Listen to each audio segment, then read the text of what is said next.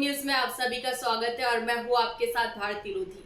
आइए बढ़ते हैं खबरों की ओर। सपाक्स पार्टी की भोपाल में संपन्न राष्ट्रीय कार्यकारिणी की बैठक को संबोधित करते हुए पूर्व आईएएस राष्ट्रीय अध्यक्ष डॉक्टर हीरालाल त्रिवेदी ने सरकार को आगाह किया है कि वह प्रमोशन में सीधी भर्ती में कानून और नियम बनाते समय सपाक्स और अजाक्स वर्गों का भेदभाव खत्म करें।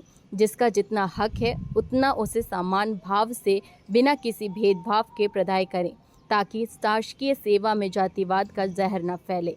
उन्होंने कहा कि हम नए पदोन्नति नियमों को स्वागत करते हैं, क्योंकि 9 साल बाद पदोन्नति के रास्ते खुले हैं। जो आरक्षित वर्ग को 20 और 16% आरक्षण देने का है, उससे भी कोई आपत्ति नहीं है, परंतु सामान्य पिछड़ा और अल्पसंख्यक वर्ग की भी शेष अनारक्षित पदों पर वरिष्ठता के आधार पर पदोन्नति मिलना चाहिए। इन पदों पर कनिष्ठ लोगों को वरिष्ठ न बनाया जाए, चाहे वे किसी भी वर्ग के हो। पूर्व आईएएस डॉक्टर वीणा घाणेकर कार्यवाहक अध्यक्ष ने अपना संबोधन में कहा कि एट्रोसिटी एक्ट भारतीय समाज को जातियों में बांटता है। यह समान कानून और सामान्य न्याय व्यवस्था का विरोधी है। इसका जमकर दुरुपयोग हो रहा है। कानून सबके लिए समान होना चाहिए। प्रदेश अध्यक्ष सुरेश शुक्ला ने कहा कि गरीबी की कोई जाति नहीं होती है और सरकार को सभी प्रकार के लाभ और योजनाएं गरीबी के आधार पर देना चाहिए, ना कि जाति के आधार पर।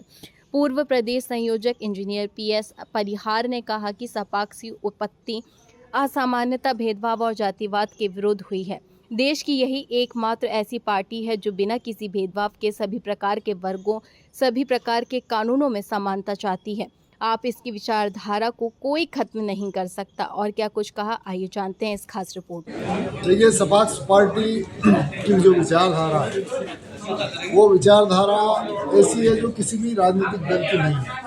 हम इस देश को एकता के सूत्र में, अखंडता के सूत्र में और सब समाज एक साथ रहें, इस भावना के साथ काम करना चाहते हैं। इसीलिए आज राष्ट्रीय कार्यकारिणी की बैठक थी और इसी बैठक में हमने कई प्रस्ताव भी पारित किए और इसी बैठक में आज जन्मदिन था, इसलिए मनाया गया। इसलिए मैं सभी अपने साथियों का आभार व्यक्त करता हूँ।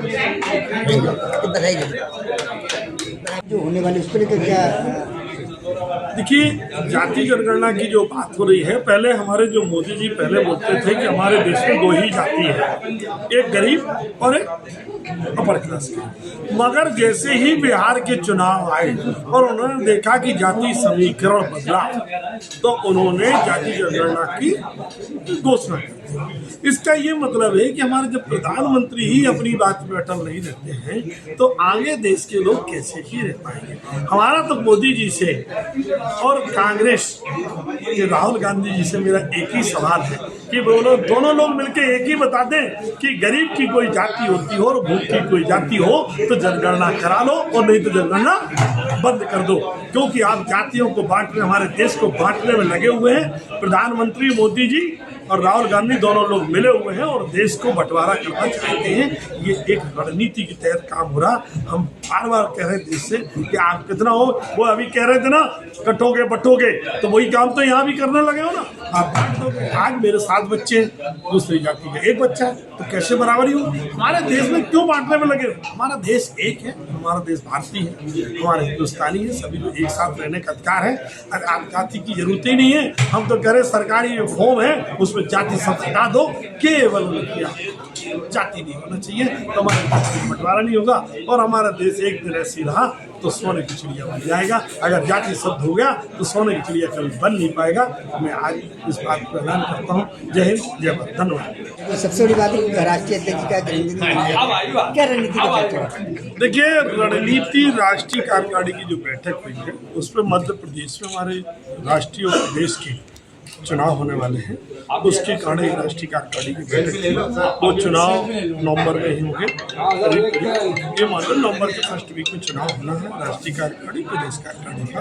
उस पर हमारी रणनीति थी। और दूसरी बात, आज हमारे राष्ट्रीय अध्यक्ष जी का जन्मदिन था और हम सब लोगों ने आज अच्छा सा जन्मदिन मनाया। तो आज हमारे राष्ट्रीय अध्यक्ष जी को और सभी जो हमारे साथी जो हमारे पधारे हैं उनको सबको बहुत बहुत बधाई। फिलहाल के लिए इस खास खबर में इतना ही। देश विदेश की तमाम बड़ी खबरों को जानने के लिए देखते रहें हेडलाइन 24 न्यूज। नमस्कार।